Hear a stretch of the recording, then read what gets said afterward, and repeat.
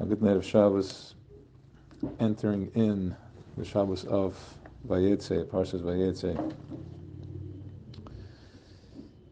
Vayetze, we're going out. Vayetze, we're going out, and we're entering in a new space. We're going out of Be'er Shava.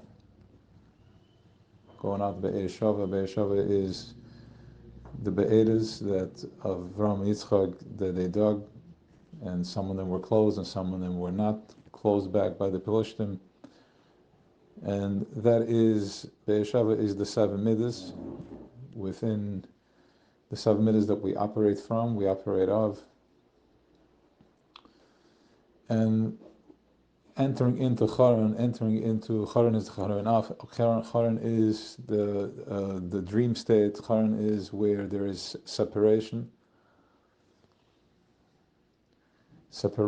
of Olam HaPirid, where the ego steps in. And this is where the worry comes in, the past and the future. The ego is self-centered,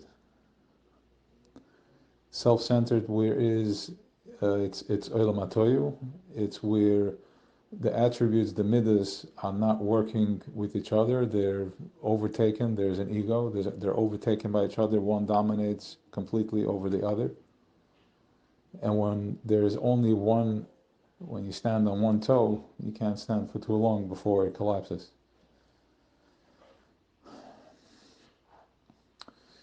So if we go into Charan, which is the Charan Av, which is the world of separation, the Olam HaPirid, where you can't see the bigger picture and we just see one point at a time because there is no bird's eye view, you need to go into Be'er Shava. You need to enter in, going into the seven midas, going into the triangle. Triangle is, as we have an Olam HaTikun, as we are standing down here in Welt, we are Tikkun. Tikkun is, it's a machine, it's a processor that is made out of alignment, which is the triangle of the right shoulder is Chesed, left shoulder is Gevura, and then going down to the center, the solar plexus, which is Tiferes, which is the balance. So we have a triangle. It goes from Chesed to Gevura, going down to Tiferes, and these are the pulse, the energy points in the body, in the guf, and then it's covered over with skin. But ultimately, in going from there to Netzachod, which is the right thigh, left, and then the reproductive organ, which is Yisod, going into Malchus, which is when we are in this triangle. Once again, it's a triangle from right to left, down to the center, and into Malchus, which is planting what it is, Olam HaTikun, what your Tikkun is, planting what your alignment and rectification that you are, each and every one of us, individually and beklali, are bringing into this world. So we're taking this toy, we're taking this self-centered tunnel vision, thick-headed, not being able to get out of my own way, and we're entering into, because the struggle is in Charan, the struggle is in the separation. That is the struggle. Separation is only seeing one point at a time. But if you are in Charan, which we are, because Ya'akov went out and into Charan, you have to activate the Be'er Sheva, which is you have to go inside in getting in touch with the full body experience, and from that place you can see the bigger picture and you can start picking up this, start gliding. And what does Ya'akov put around his head?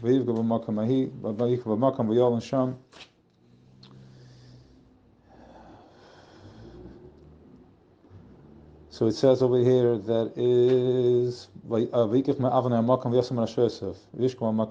is he took stones and he put it around his head.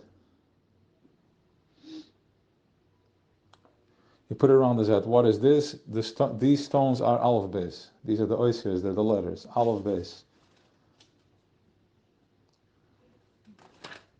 Right? Avanim is aleph beis. Aleph beis is with two letters. You build four houses, which is, you can have the two words, av and ba, and then if you put three, you add another letter to it, you can build more. You can build six houses, which is structures.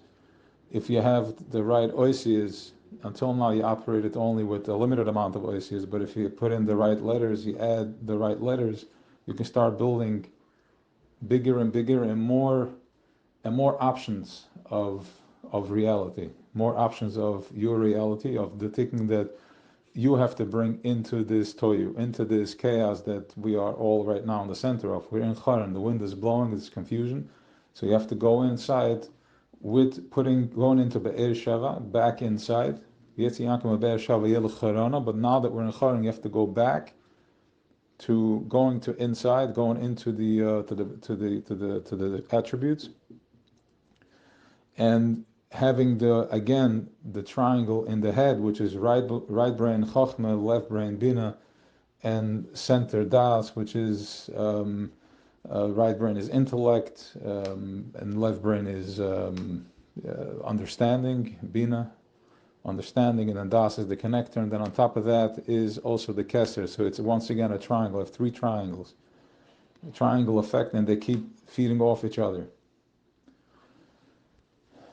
So as you go into the Be'er Sheva, which is the seven attributes in the body, but it also, you need to activate the Moichan, also the triangle from on top, and that is the Avanim, the rocks and the stones that you're putting in, and that's what you bring into your heart, and then from your heart back into your head, and going back and forth, knowing where it's at and knowing where you need to go back and forth from and to. So you have to surround your head with the stones, with the Avanim, with the aleph beis. Broaden your library of options of how to think, and not staying stuck in the same pattern over and over again. It's important to know that last week when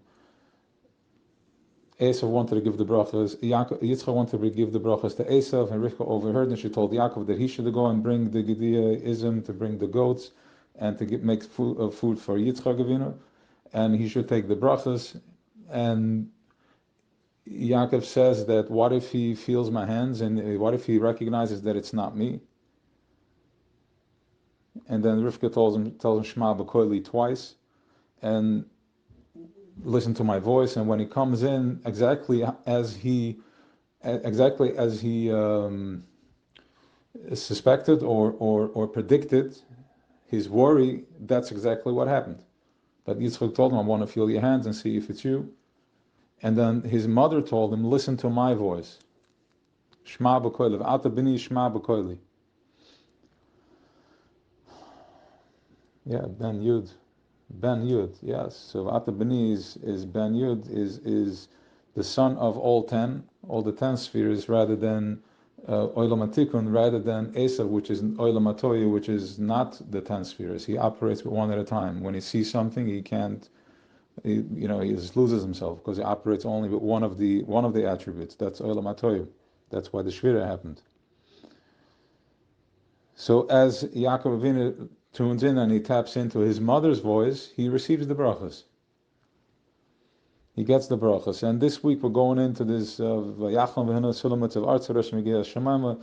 it's a dream state. The whole Charan thing, it's a dream. So not necessarily, let's just say like this, let's not get carried away. It's not that it's an illusion. We are really here, and if you get hurt, it's going to hurt. But rather the setup, the space, the state of mind that we're living in, that is a dream. It's fogged up. It's like the head is over here. Sulam of Arza, the two legs are the sulam, they're the ladder, they're here, they are down here on earth. V'rosh Magia Shemaima. So the legs are here in in dream state. And if you are operating only with the legs, then if you walk like a behemoth, that's a chayv, then you are in the dream. You're in the dream.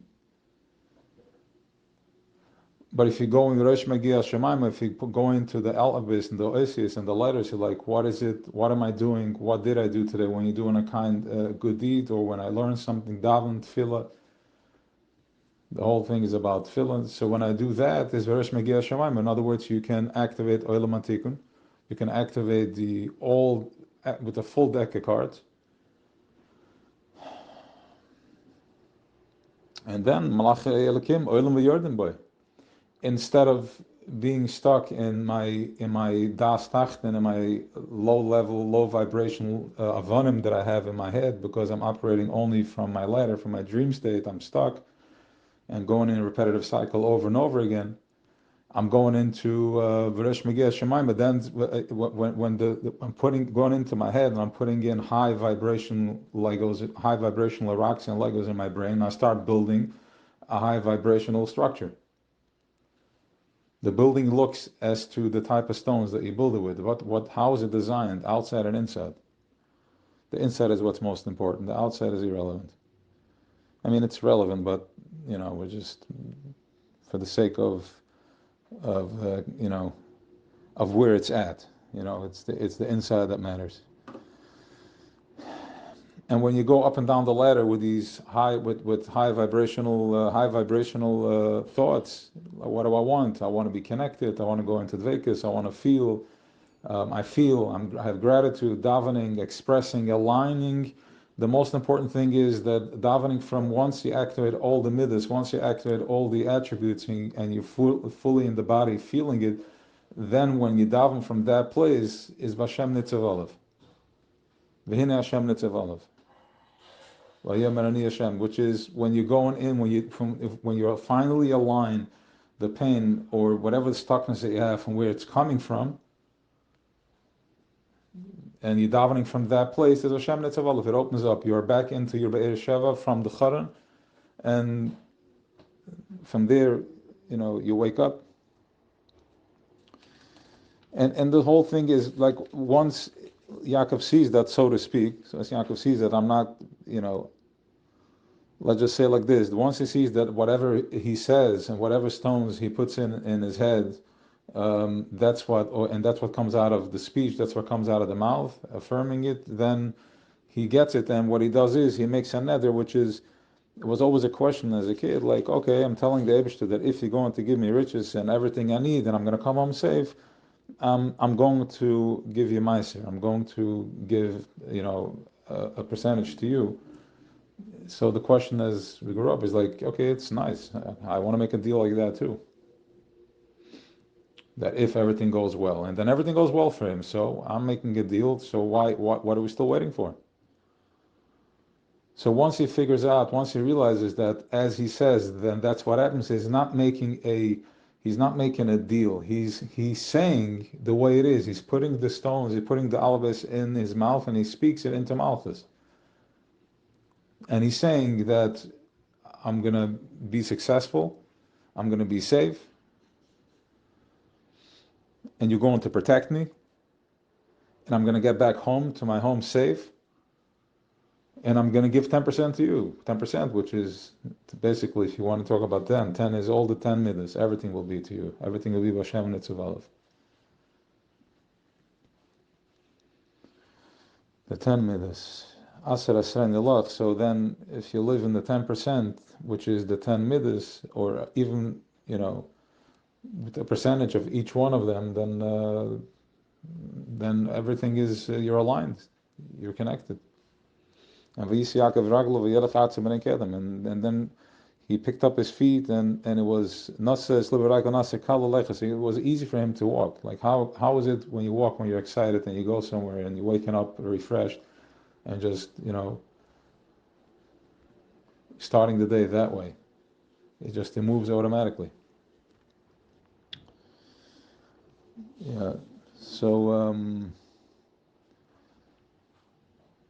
going into the triangle, going into self, that automatically dims, that automatically, the light in the brain that holds that strong stuckness, once you shut the mind down, you go into stillness, you shut down the mind, then the dream also gets lighter and lighter and lighter.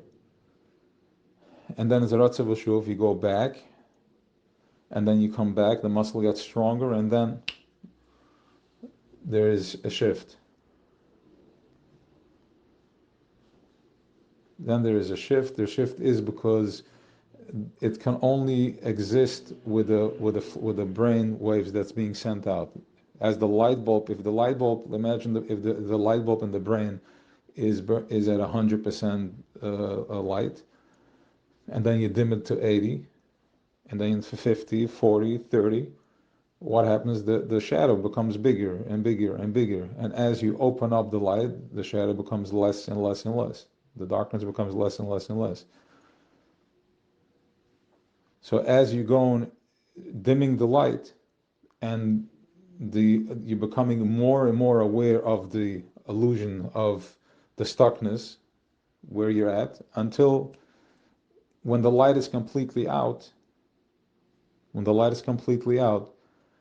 that's when there's the Bria Yashmayan. Completely out is that, we're going into Charan, how many days are just a struggle, there's nothing. And then you come back, and you find the moment in yourself, and then you enter back into the space of separation, until there is an understanding and there's a connection. There's an understanding as there's an understanding where it's at, and to see that the separation that we are in is just to awaken every fiber in the body.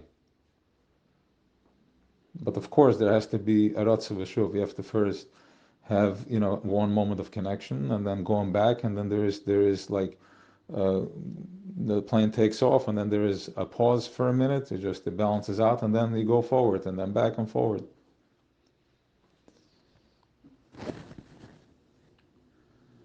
So we should all have an awesome Shabbos, an amazing Shabbos.